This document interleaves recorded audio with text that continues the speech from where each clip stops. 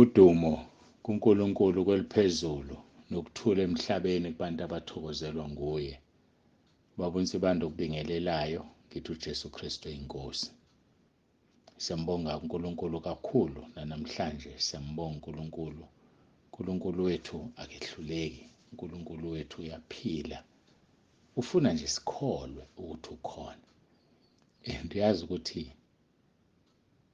abantu abaningi banayo leyo nkinga yokukholwa ukuthi uNkulunkulu ukhona. Kholwa ukuthi ukhona. Abanye baze bathi i-revolution kwasuke ezilwaneni kwaze kwaba umuntu. Ayikho leyo nto. uNkulunkulu umdalile nje umuntu. Kholwa ukuthi ukhona. Kholwa ukuthi umvuzi walabo abamfunayo abeza kuye ngokukholwa. Ngoba ngaphandle kokukholwa akukho ukumthokozisa. Siyambonga uNkulunkulu wethu ngosuku lwanamhlanje. Nginelesi sicelo-ke, ngiyacela ngoba ngifisa konke kuhambe kahle. Ngiqale-ke sithi siyambonga uNkulunkulu ukuthi uSathane usenqotshiwe. Laba bantu abavuma ukusetshenziswa uSathane. Usenqotshiwe-ke uSathane.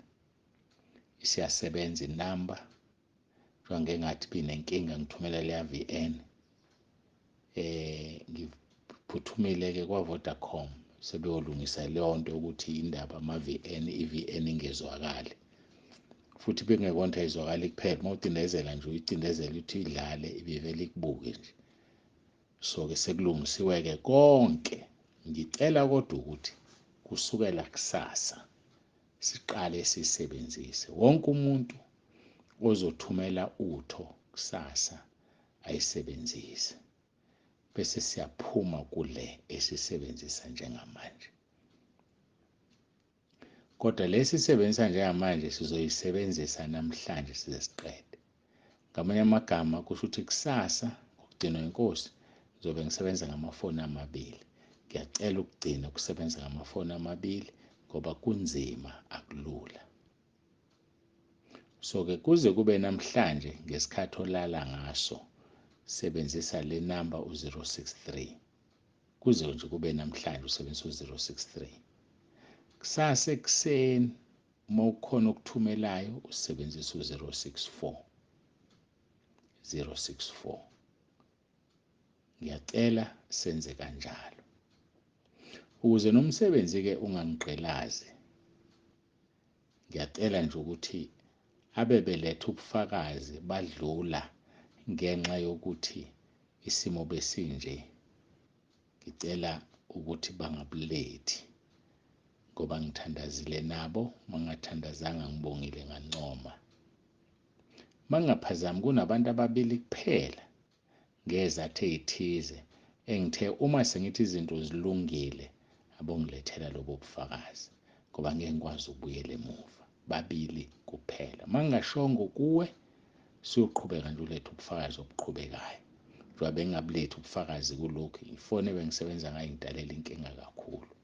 Kodwa isizile ngoba ibe yi-backup ivaliwe le namba. Ivulekile-ke manje imkhuleko yenu ngiyayibonga bazalwane, ngiyabonga ngendlela emangalisayo, ngiyabonga. Ngazi ngizobonga ngithini kube ngathi aleneli igama lokubonga kodwa ngiyabonga ukuthi nithandaze uNkulunkulu asizwele ivulwe le namba bese sijwayele nale phone enkulu u-512 gigs ukuze ikwazi ukubamba abantu. Lena nje besingasavuma impela nje ngoba abantu abaningi bebengangenanga. Bekufanele njalo umuntu ngimazi ukuthi ubani thathe enye ifone ngimcheck ukuthi ubani, ngiyi-update ngisave iqala before ngiphendule. Ngisebenzile kodwa ngiyambonga uNkulunkulu. So ngikholwa ukuthi le yakhona engithi inkulu izokwazi ukuthi sesofika ku-10,000 kwama-participants wasingaphezulu kwa-5,300 izobe isakwazi ukubamba umthamo. Nginethemba angazi. Ngakho-ke bazalwane kusukela kusasa ekuseni sisebenzisa inamba ebesijwayele 064 953 2148. 064 953 2148 sinqotshiwe isitha. lena esisebenzisayo sizogcina namhlanje ebusuku noma isikhathi ogcina ngaso 063 ingekhohlwa yona kanti yona enomadabula abamnandi yazi 7755 bese kuba ubani kodwa unayo wena lapha nginenamba eziwu3 as admin u060 ile ndala kodwa asisebenzisi ke yona iyona esigcinele eyifile esigcinele zonke izinto ezindala ngiyambonga uNkulunkulu kakhulu ngibonga imkhuleko yenu sesikhululekile kusukela kusasa ngiyacela ukuthi siguqe sikhuleke siye ezwini lethu lanamhlanje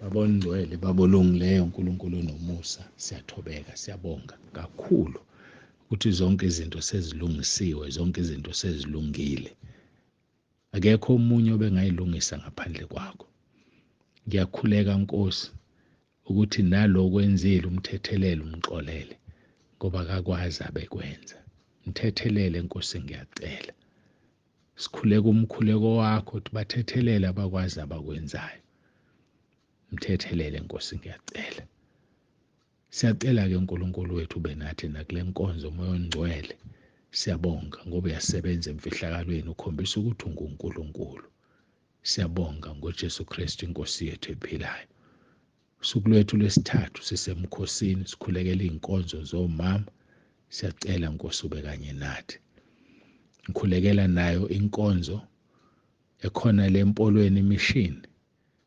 yabesifazane seyikhulekela Nkosi bakhona phakathi kwayo sebenza ngendlela emangalisayo khulume ngathi awukazi ukukhuluma ugcwalise umntwana wakho obeke kuyena izwi kungakhulumi yena kukhulume wena uqobo siyabonga ke Nkosi ngakho konke siyacela uqhubeke ube nathi usifihle edwaleni linguwe wena wedwa uphondo lwensindiso yethu qinise Nkosi ababuthaka nakuwo lomkhosi phendula imkhuleko yethu siyabonga ngeNkosi yethu Jesu Kristu ephilayo siyabonga ngomoya ongcwele siyabonga uNkulunkulu wethu Jehova Sebawothi uJesu Kristu inkosi amen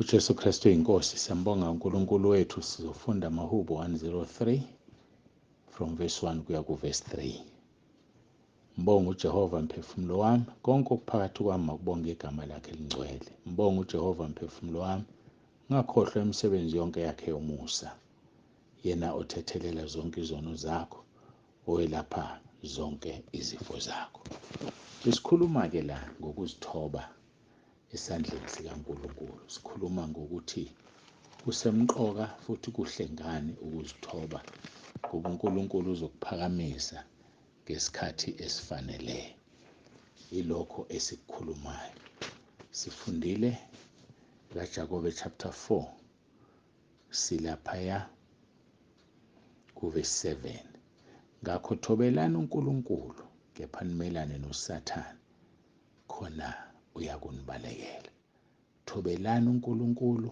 nimelane noSathane sikhulume kakhulu ngokuthi uJesu wathi umbuso wezulu uzongenwa abafana nabantwana umbuso wezulu udinga abantu bafane nezingane angazi wena uyafana nomntwana kodwa lokho Jesu akukhulumile kuverse 15 wakho chapter 10 ngiqinisile ngithi kini lo naloyo ongamukeli umbuso kaNkulunkulu njengomntwana kasoze angena kuwo sikhulume kakhulu ke ngokuphakama kade sisuka ezwini lenkosi lapha kuPetro oqala chapter 5 la ku verse 6 othezi ngalokho zithobeni phansi kwesandla sikaNkulunkulu esinamandla ukuze niphakamise ngesikhathi esifaneleyo uyakuthanda ukuphakama zithobe ngiwufakazi omuhle ngalento le uyazi ukuthi ngisasebenza ngangiphakeme ayikuhle ngilikhuluma iqiniso ngangiphakeme ngisasebenza nginesikhundla esiphezulu emsebenzini wangibiza uNkulunkulu mase ngibizile ngiqala umsebenzi wangikhama wangivova wangikhipha inkani wangikhipha ukuphakama yazi wangikhipha ukuphakama yazi kwakungagitshelwe emotweni ehamba mina, kodwa kwabizwa ukuthi kufanele ngithuthe abazalwane. Sabathutha abazalwane sibalethe enkonzweni. Ngabona ukuthi uNkulunkulu ukhipha lento ukuthi emotweni yami. Yayibona lo nto emotweni yami angigibelisi. Bathuthwa abazalwane. Uthe mayiqeda lapho wayishaya imali wayiqeda. Wayiqeda uNkulunkulu imali. Sasike sidla isinkwa, ngeke ngixoxe lokho. Sithenga isinkwa, kuthengwa amathambo kwenziwe isobho, sicobhoza isinkwa esobheni ngoba ukudla kungekho. Ngiwumfundisi njalo, sengenza umsebenzi kaNkulunkulu. Wasikhama uNkulunkulu. Yabona leli zwi elikhuluma uPawulu lapha kuFilipi chapter 4. Hayi mina ngiyalazi. Yazi mina ngilazi kahle. Awuthi ngilibheke. Uthi uFilipi, uPawulu, verse 12, ngiyakwazi ukuba phansi, ngiyakwazi nokubusa. Kukho konke nasezintweni zonke ngifundisiwe ukusutha, nokulamba, nokubusa, nokuswela. Nginamandla okwenza konke ngayo ngiqinisayo. Kwafika isikhathi lapho umuntu engakwazi ukuthenga ishethi. Yabona ishethi maselilimele la entanyeni, lishukwa.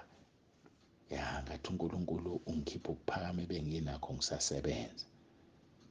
Ngiyangithinta leli gama. Ngiyakwazi ukuba phansi, ngiyakwazi nokubusa, ngoba ngibusile before uNkulunkulu angikhama angikhiphe. Kukho konke ezintweni zonke ngifundisiwe ukusutha, nokulamba, nokubusa, nokuswela. Athi umpostoli Paul, nginamandla ukwenza konke ngayo ngiqinisayo. Ngiyakwazi mina ukulala emotweni ngizoshumayela, ngikwazi kahle. Ngiyakwazi ukulala esikoleni eklasini ngizoshumayela kuyimvuselelo. Ngizolala namhlanje kuphela, ngizolala izinsuku kuyimvuselelo. Silala esikoleni esponjini sindlalwe phansi, amakhaza lapho. Ngiyakwazi lokho. Ngiyakwazi ukubhabhadisa abantu ebusika, amanzi ebanda le entabeni zaseDrakensberg.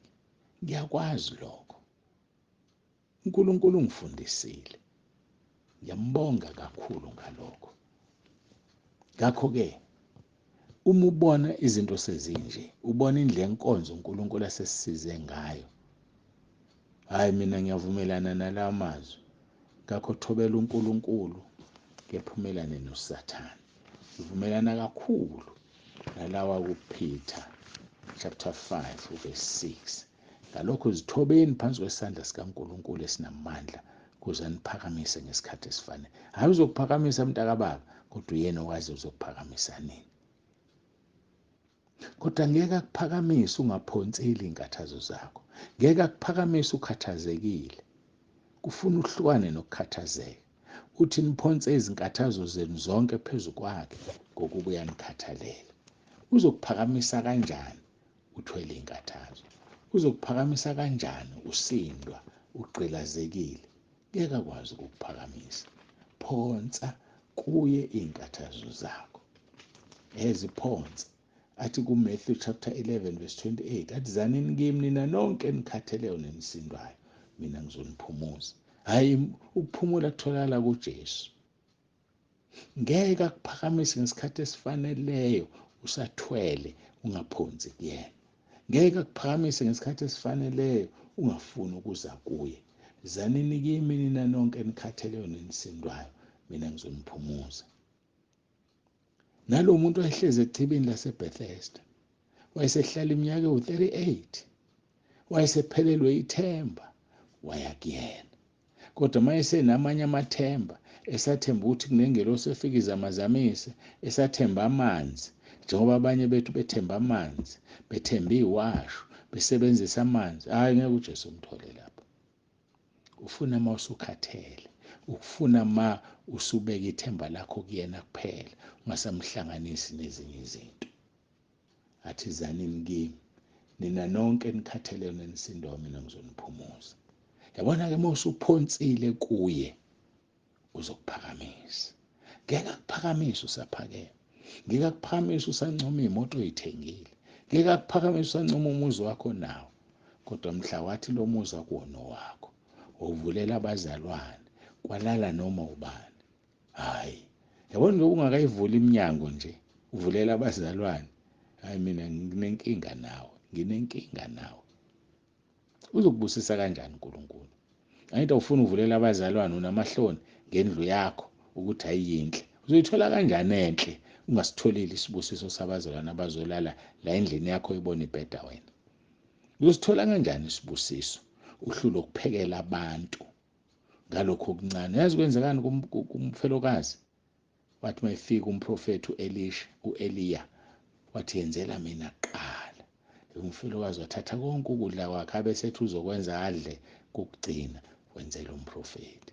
Uthe mayethi uyokha wayithola impuphu ikhona. Uthe mayethi ufuna lokhu wakuthola kukhona, ngoba wenzela umprofethi kuqala. Khona abahlulwa yileyo nto. Yenzela umntwana kaNkulunkulu. uNkulunkulu uzokubusisa. Lalisa abantwana bakaNkulunkulu endlini yakho. Awufuni ukubalalisa abantwana bakaNkulunkulu. Uzowuthola kanjani umvuzo? Zehlise. Hayi zehlise. Ngisho noma kuthiwa kudle uphuthu kwakho, mnike umntwana kaNkulunkulu aludle. Naye itest. Mayithi akaludle uphuthu siyamangala. Mina akukho ukudla engingakudla. Hayi akukho ukudla engingakudla. Nongathi ubukela phansi kanjani, mina ngiyakudla. Ngifundisiwe uNkulunkulu. So bazalwane, ake sizithobeni phansi kwesandla sikaNkulunkulu esinamandla uzosiphakamisa ngesikhathi esifaneleyo. Hayi uyaphakamisana, buza kimi mina ngizokutshela. Ngiyakholwa ukuthi ukuvuma kwenkosi kusasa soqhubeka noverse 29 kaMatthew chapter 11. Sisekuye ngapho uFirst Peter chapter 5 verse 6 and 7. Niphonse izinkathazo zenu kuye zonke ngoba uyanikhathalela. Masikhuleke. Baba ongcwele, uNkulunkulu onomusa, uyidwala lethu, siyabonga. Siyabonga Nkosi, udumo lwakho, Jesu Kristu inkosi. Amen. Baba uNsibanda uvalelisayo uthi uJesu Kristu inkosi.